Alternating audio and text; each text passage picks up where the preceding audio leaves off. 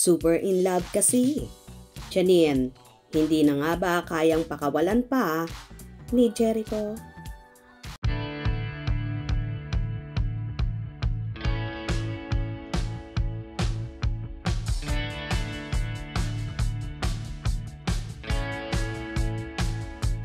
Halatang in love na nga sa isa't isa ang new lovely couple na sina Jericho Rosales at Janine Gutierrez.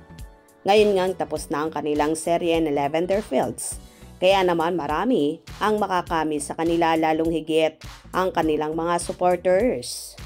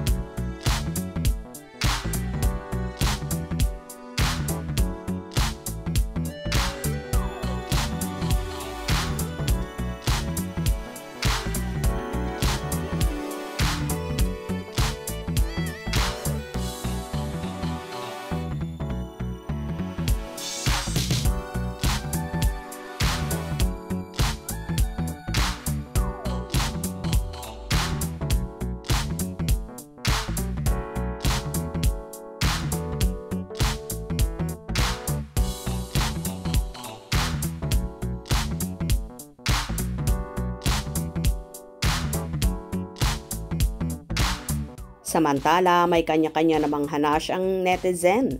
Ekonin forever. Road to forever na yan. Di na yan pakakawala ni Eko. Mark my word. Yes, that's true. My favorite, Ekonin. Miss you, Ekonin. Road to forever. Hashtag, Ekonin. Sa dami ng pinagdaanan, sino ang mag-aakala na magiging silang dalawa? Galing ni Lord, no? Ekonin, deserve each other. So cute, Ekonin. Kung sila ang itinadhana, yan ang para sa kanila. In God's time, especially Janine. And deserves to be loved. God bless them. Bagay na bagay sila. I love Ekonin. Sana sis, gusto ko sila na magkatuluyan. Power couple. Love it. Lovely, Ekonin. Deserve nyo ang isa't isa. Wala yung age gap. Mahalaga sincere. At mahal si Janine. Miss your new project. Good luck and God bless you both. Ekonin is love. Well, kahit naman sino kapag naging nobya, si Janine ayaw nang pakawalan pa ang dalaga.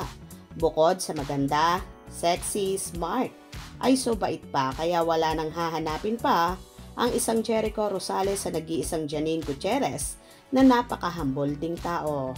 Ipag-pray na lang natin na road to forever na nga ang Ekonin para lahat masaya. Kung nagustuhan nyo ang video na ito, comment down below.